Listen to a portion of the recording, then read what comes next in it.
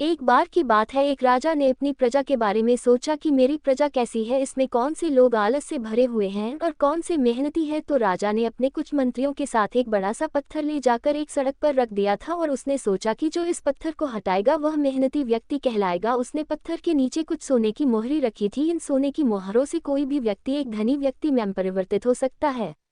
इसी तरह कई दिन बीत गए पर पत्थर नहीं हिला, क्योंकि लोग वहां से आते और जाते परंतु कोई भी उस पत्थर की तरफ देखकर उसे हिलाने का प्रयास नहीं करता। हालांकि लोगों को बहुत दिक्कत हो रही थी उस पत्थर से, क्योंकि बीच सड़क में आने से, परंतु लोग अपने काम से काम रखते हैं और किसी ने भी उसे हटाने का प्रयास नहीं किया क्योंकि इसमें मेहनत लगती। एक दिन एक गरीब किसान अपने धान की बोरी लेकर वहां पहुंचा।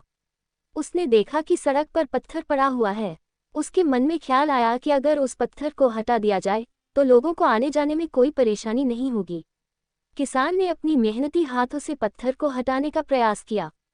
जैसे ही उसने पत्थर को हिलाना शुरू किया, बड़ी ही मशक्कत के बाद पत्थर हिला और उसके नीचे से कुछ सोने की मोहरी निकली। सोने की मोहरों को देखकर किसान आश्चर्यचकित हो गया और वहां बहुत ज्यादा खुश हो गया। वह समझ गया कि उसकी मेहनत और संघर्ष ने उसे एक महत्वपूर्ण और बेहतर भविष्य दिलाया है।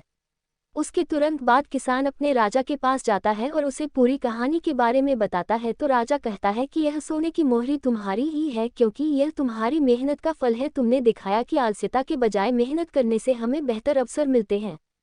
इस कहानी से हमें ये सीख मिलती है कि हमें आलस्यता से दूर रहकर मेहनत करनी चाहिए। जीवन में सफलता पाने के लिए हमें संघर्ष का सामना करना होता है और अपने लक्ष्य की प्राप्ति के लिए हमें समर्पित रहना होता है। आलस्य से कुछ नहीं मिलेगा। ये कहानी हमें ये बताती है कि हमें हमेशा मेहनती और सक्रिय रहना चाहिए, क्योंकि सिर्फ सोचने से कुछ नहीं मिलता, करने से ही सफलता हासिल होती है।